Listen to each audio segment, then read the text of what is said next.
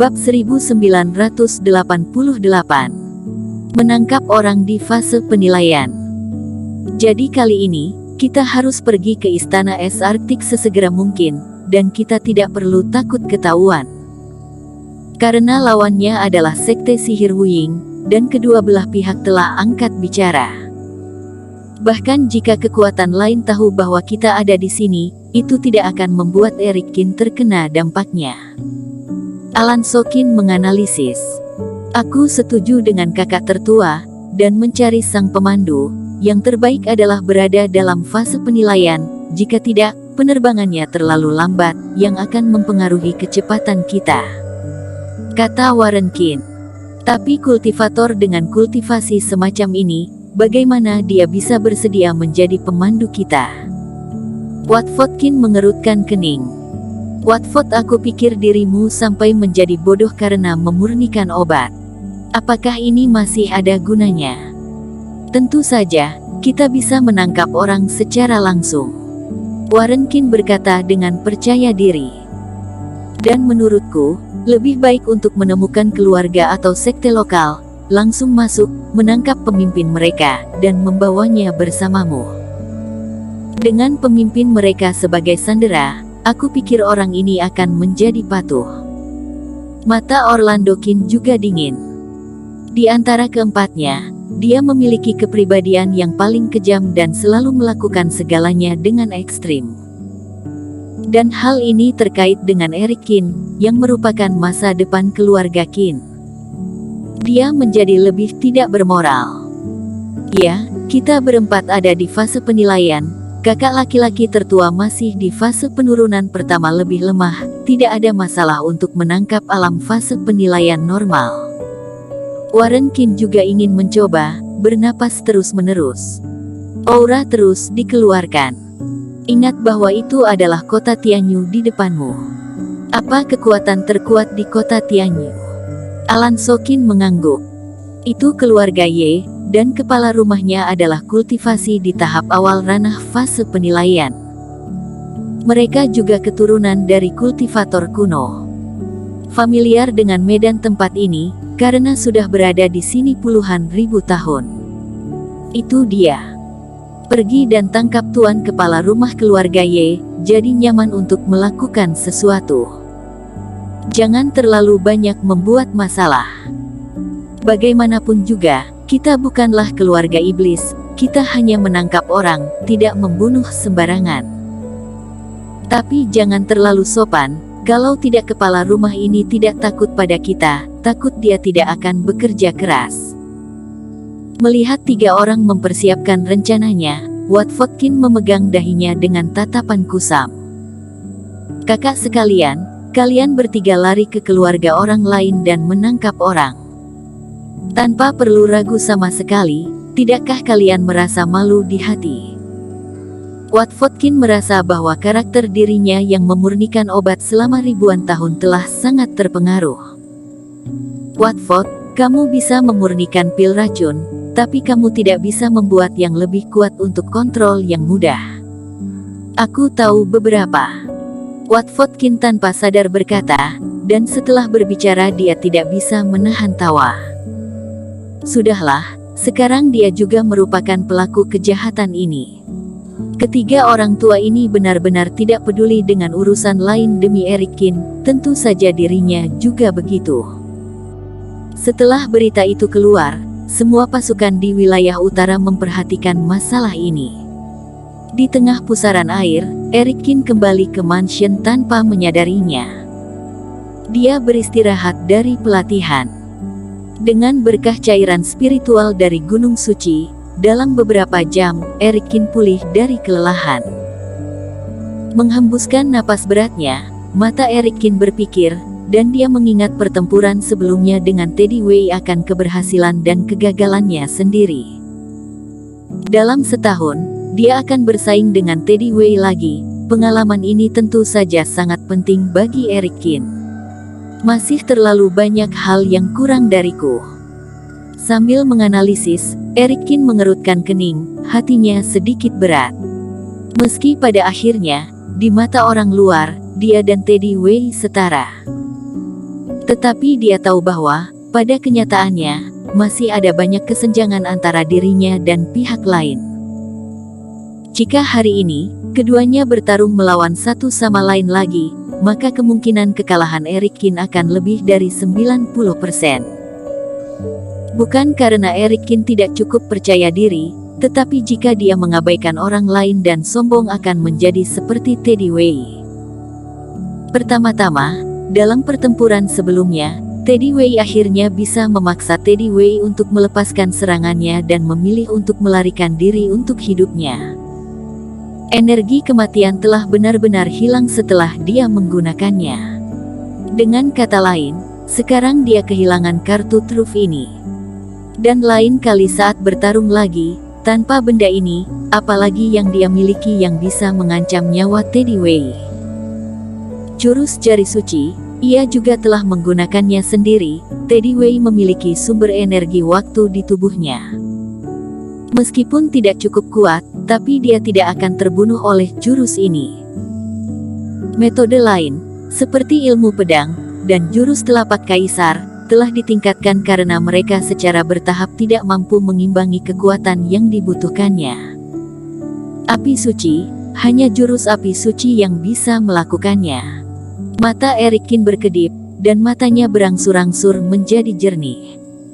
Metode terkuatnya sekarang, selain jurus Jari Suci, adalah warisan yang ditinggalkan oleh Master Abadi Tianhuo. Kitab Dewa yang diperoleh di lapangan pembunuhan masih memiliki jalur terakhir yang belum dipecahkan, dan teknik pengendalian naga, dua di antaranya diblokir dalam buku Langit Tanpa Kata. Ilmu dewa ini tidak hanya ampuh, tetapi juga karena dia memiliki mantra suci api abadi, yang mengarah pada kesempurnaan ilmu sihir mantra hati dan dapat mengeluarkan ilmu dewa dari Taoisme. Jika ada cara untuk mengancam Teddy Wei dalam 1 tahun, maka cara menembak api suci benar-benar layak. Bersambung. Bab 1989. Teknik penyembunyian. Tetapi jika aku ingin menggunakan jurus ini sebagai jurus pembunuh, maka 8 api suci itu, aku harus diubah semuanya menjadi mantra suci api abadi. Eric Kin menyipitkan mata. Matanya terlihat serius. Dengan cara ini, perolehan api sejati Dharmakaya menjadi lebih penting. Dengan api sejati Dharmakaya, tidak hanya api suci yang sepenuhnya kompatibel, tetapi juga 3 berkah api suci, dan ilmu sihir memiliki kekuatan yang lebih besar. Selain itu, mantra hati, ilmu sihir, dan Dharmakaya semuanya diwariskan dalam satu jalur yang sama, dan mereka bergabung satu sama lain, dan kekuatan mereka pasti akan naik ke tingkat yang lebih tinggi. Setelah mengklarifikasi pikirannya, Eric Kin berhenti memikirkan lebih banyak. Saat ini yang terpenting bagi diri sendiri adalah memperoleh api sejati Dharmakaya, tetapi tujuan menjadi lebih penting. Tidak hanya untuk membuat api suci cocok satu sama lain, tetapi juga untuk mengalahkan Teddy Wei. 1 tahun ini, pihak lain pasti tidak akan menganggur, jadi dia hanya bisa bekerja lebih keras. Dia membalik telapak tangan, slip giok muncul di telapak tangan. Sepulang dari paviliun Shanghai, Eric Kin berkelahi dengan Teddy Wei sampai sekarang. Dia belum melihat dengan seksama isi dari informasi pembelian yang dia beli dengan harga mahal ini. Di dalam slip giok, ada total 10 informasi orang, yang sangat rinci. Slip giok ini berharga total 15.000 koin roh emas, dan berita setiap orang setara dengan 1.500 koin roh, sangat mahal. Di antara ini, apa yang berguna bagi Eric Kin bahkan adalah bagian yang sangat kecil. Sesepuh paviliun Shanghai benar. Di antara 10 orang, Eric Kin paling tertarik pada 1 orang, dan orang ini adalah orang yang membuatnya memasuki partai Jihuo. Adapun berita lain tentang pembelian, semuanya dimaksudkan untuk menutupi pandangan mata orang.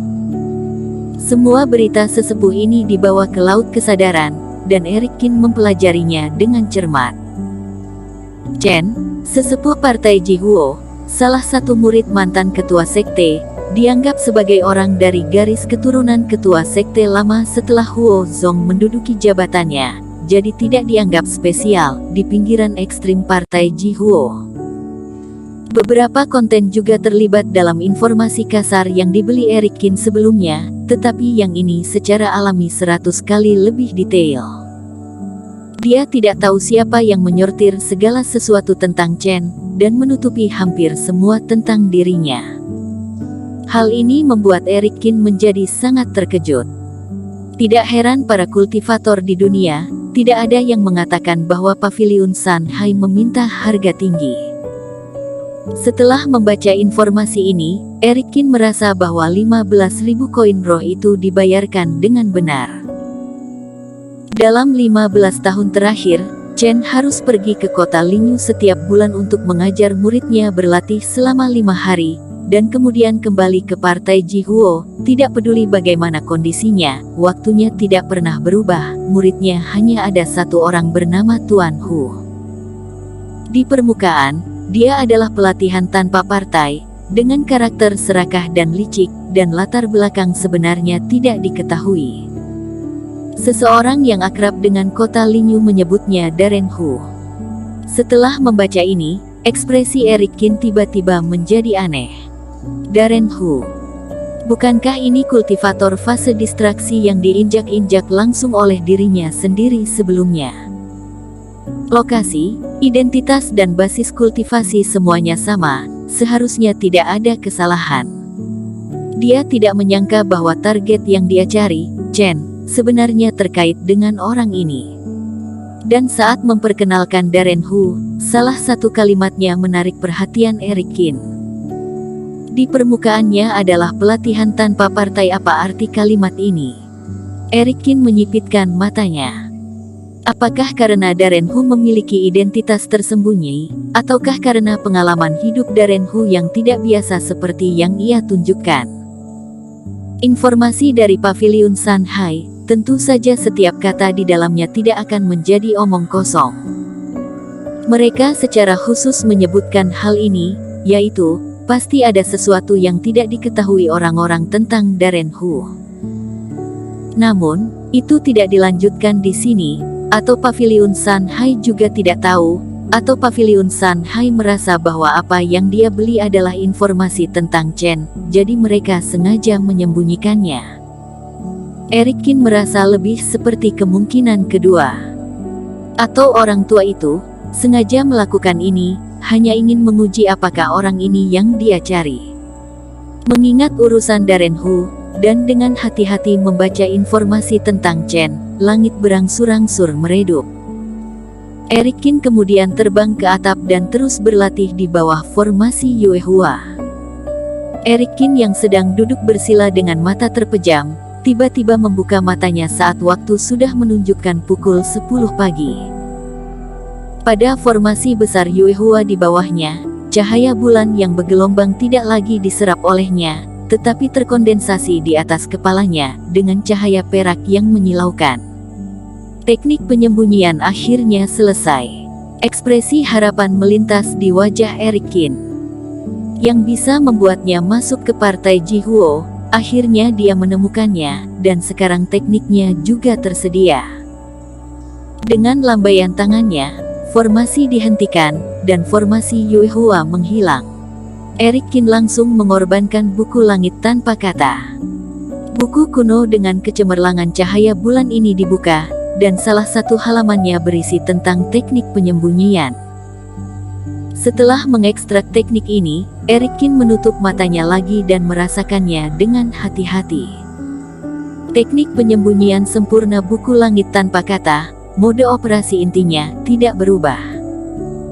Masih mungkin untuk mengaburkan aura sendiri, menyembunyikan sosoknya, atau berpura-pura menjadi orang lain melalui sirkulasi napas yang aneh.